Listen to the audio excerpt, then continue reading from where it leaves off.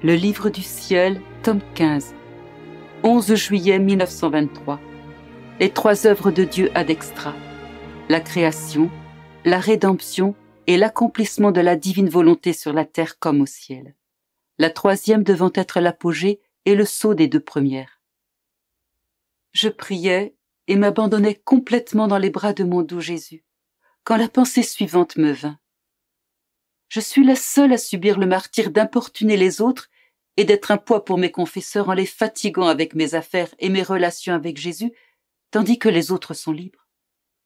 Quand ils entrent dans un état de souffrance, ils se libèrent.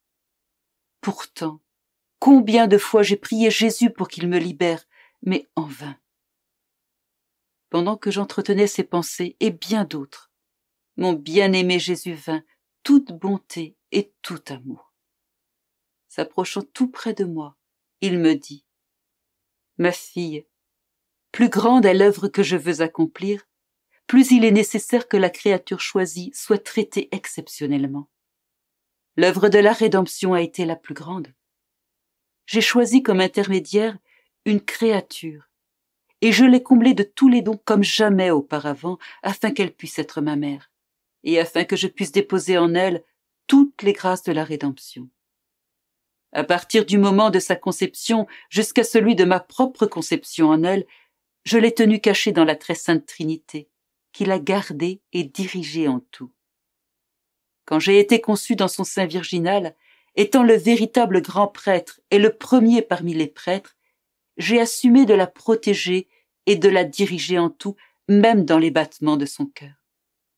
À ma mort, je n'ai pas voulu la laisser sans l'assistance de l'un de mes prêtres, Jean, une âme privilégiée, remplie de grâce et unique à la fois devant Dieu et devant l'histoire. Est-ce que j'ai fait cela pour d'autres âmes? Non, car ne possédant pas autant de dons et de grâces, personne d'autre ne méritait une telle protection et une telle assistance. Et toi, ma fille, tu es également particulière devant moi et devant l'histoire. Il n'y a pas eu d'autre créature avant toi, et il n'y en aura pas après toi qui, par nécessité, ait été pourvu à ce point de l'assistance de mes ministres. Je t'ai choisi afin de déposer en toi les actes de ma volonté suprême. Il était approprié, en vertu de la sainteté de ma volonté, que certains de mes ministres t'accompagnent et soient dépositaires des grâces que comporte ma volonté pour ensuite les communiquer au reste de l'Église. Il faut bien des précautions de ta part et de la part de ces ministres. En ce qui te concerne, comme une autre mère pour moi, tu as à recevoir le grand don de ma volonté, et tu as à en connaître tous les mérites. En ce qui concerne mes ministres, ils doivent recevoir ces choses de toi, afin que le fiat voluntas tua sur la terre comme au ciel soit réalisé dans mon Église.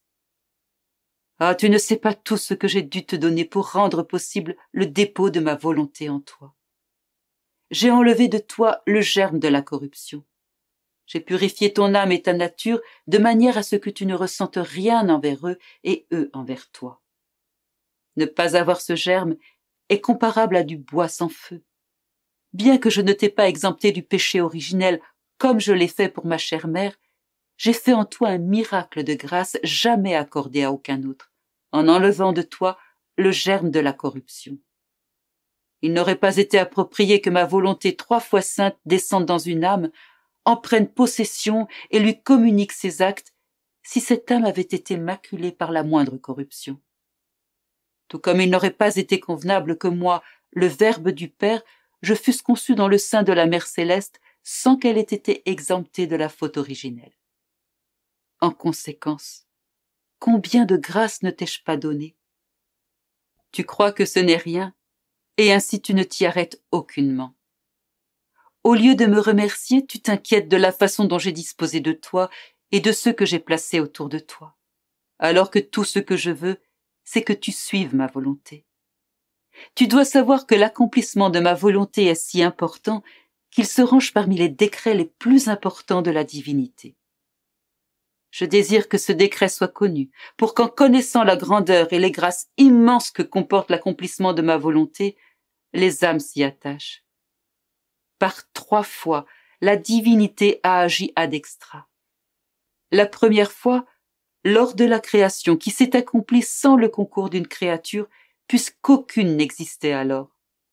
La seconde, lors de la rédemption qui a demandé le concours d'une femme, ma Mère céleste, la plus sainte et la plus belle de toutes les créatures. La troisième a trait à l'accomplissement de notre volonté sur la terre comme au ciel, afin que la créature vive et agisse dans la sainteté et le pouvoir de notre volonté. Cet accomplissement est inséparable de la création et de la rédemption, au même titre que les trois personnes de la Sainte Trinité sont inséparables. On peut dire que l'œuvre de la création ne sera terminée que lorsque, telle que décrétée par nous, notre volonté vivra dans la créature avec la même liberté, la même sainteté et le même pouvoir qu'en nous-mêmes. L'accomplissement de notre volonté sur la terre comme au ciel sera le parachèvement de la création et de la rédemption. Il sera leur partie la plus resplendissante, leur point culminant et le sceau de leur total accomplissement. Pour réaliser ce décret, nous voulons utiliser une autre femme, toi-même. C'est sous l'insistance d'une femme que l'homme est tombé dans ses mésaventures. Et nous avons voulu faire appel à une femme pour remettre les choses en place, pour tirer l'homme de ses déboires, pour rétablir sa dignité, son honneur et sa véritable ressemblance avec la divinité, telle que prévue à la création. Sois donc attentive et ne prends pas les choses à la légère. Il ne s'agit pas de n'importe quoi, mais de décrets divins et de l'achèvement des œuvres de la création et de la rédemption. Nous avons confié ma mère à Jean, afin qu'elle déverse en lui et à travers lui, en l'Église, tous mes enseignements et tous les trésors de grâce qui m'ont été confiés et que j'ai assumés comme prêtre. J'ai déposé en elle, comme dans un sanctuaire, tous les préceptes et les doctrines dont l'Église allait avoir besoin. À son tour, fidèle et jalouse de mes actes et de mes paroles, comme elle l'était, elle les a déposés dans mon fidèle disciple, Jean. Ainsi ma mère détient la suprématie sur toute l'Église. J'ai procédé de la même manière avec toi. Comme l'Église entière doit participer au fiat voluntas tua, je t'ai confié à l'un de mes ministres, afin que tu puisses déposer en lui tout ce que je t'ai révélé sur ma volonté, les grâces qui y sont attachées, la manière d'y entrer et le fait que le Père veut ouvrir une nouvelle ère de grâce, partageant ses possessions célestes avec les créatures pour restaurer leur bonheur perdu. Donc, sois attentive et sois-moi fidèle.